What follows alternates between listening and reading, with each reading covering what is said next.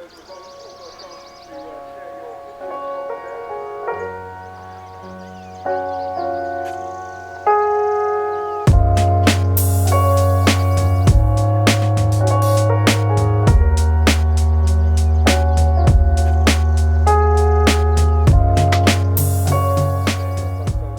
seems like the world and his granny are getting on bikes these days, and that's an absolutely fantastic thing.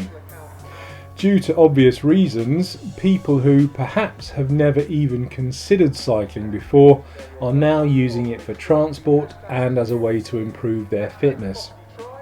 For many of these new riders, it could be the first time they've ridden a bike in years and naturally might be a bit rusty.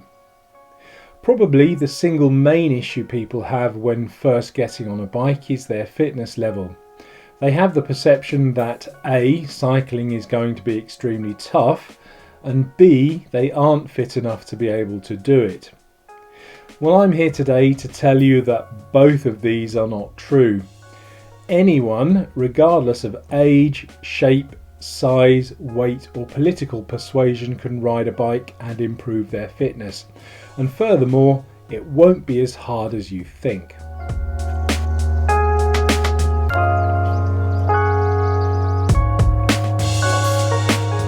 So let's start off by asking the question, what exactly is fitness?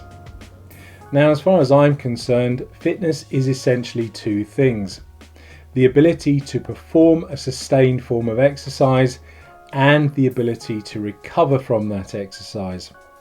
Notice how there's nothing in here about having to ride extraordinarily long distances at incredibly high speeds. The next question is, how do you get fit? Well, from a physiological point of view, it's through something called the overload principle. In a nutshell, when we exercise, we put our bodies under strain, and when we recover from that strain, the body returns to a level slightly above where it was before we did the original exercise.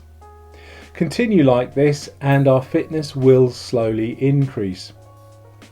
It's worth noting here that fitness is not exactly the same as strength. General fitness is more in the heart and lungs, so your ability to breathe and recover, while strength is more to do with how hard your muscles are able to work.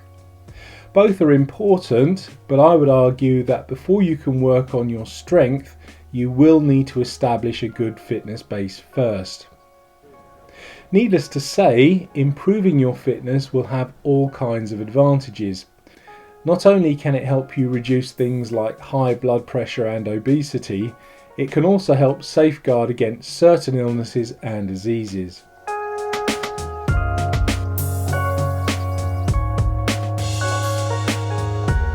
One of the big mistakes that people trying to get fit through cycling make is trying to push themselves too hard too soon.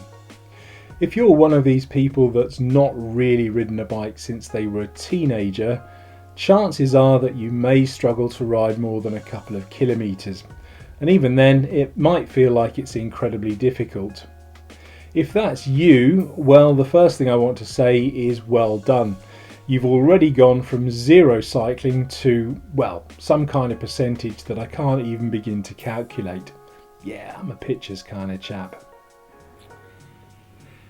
The next thing I want to say is that it does get easier as long as you stick with it. Sadly, there's no quick fix to getting fit. It's going to take time. I would say roughly 12 weeks and a bit of effort to get yourself from where you are now to where you want to be.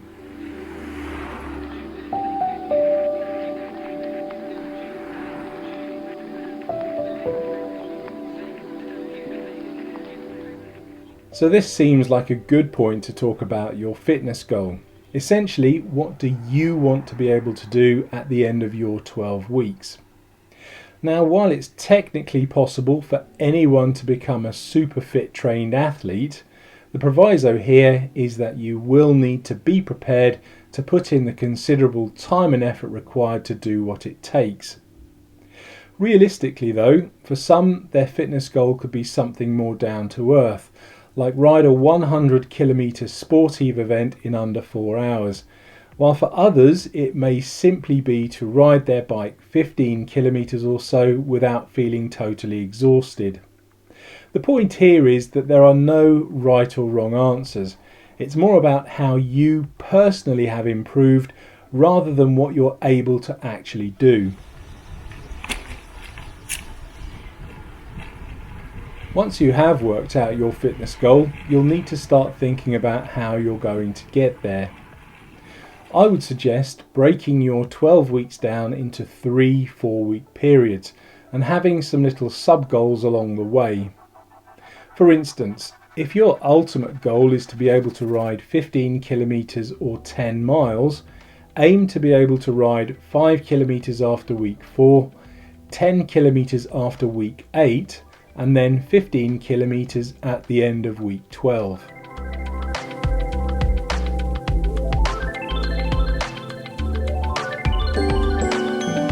Right, now it's time to start cycling. For your first ride, simply ride your bike and see how you feel.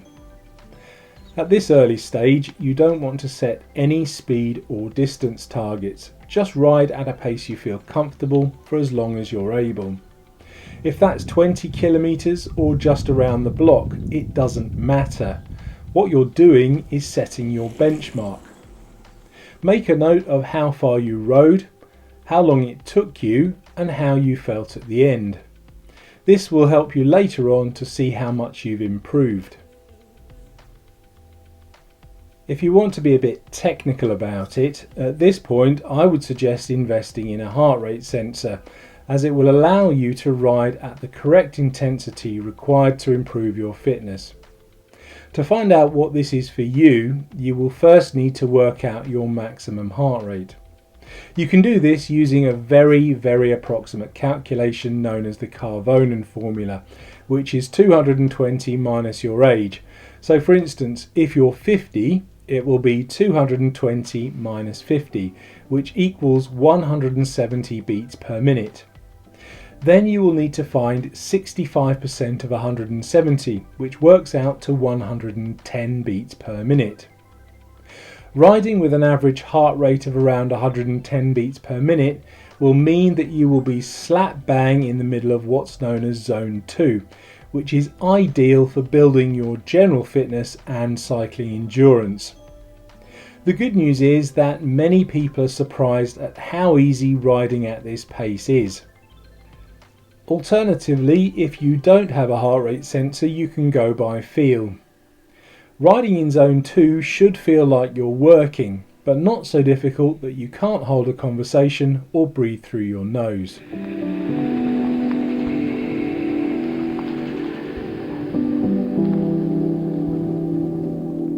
From now on, it's going to be a question of repeating this ride on a regular basis for the next week.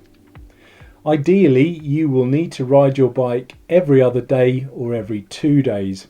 Remember, fitness happens during your recovery, so allow yourself time to be able to do that.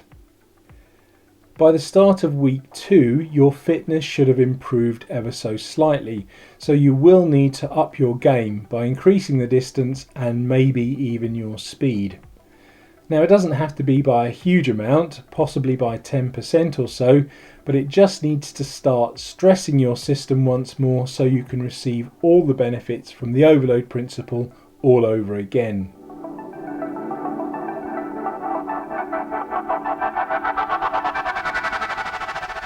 And that essentially is how you'll need to continue for the next 12 weeks or so, making sure that you hit your sub-goals every 4 weeks. Before you know it, you'll be riding much further and faster than you were on day 1. If though for some reason you're unable to ride for a couple of days, try not to worry too much. Unfortunately, your fitness level will start to decrease, but getting back on the bike as soon as possible will help start building that back up again. At the end of your 12 weeks, hopefully you will have reached your fitness goal, and it will be time to either start working on your strength and stamina if you want to improve further, or working on maintaining the fitness that you've just achieved.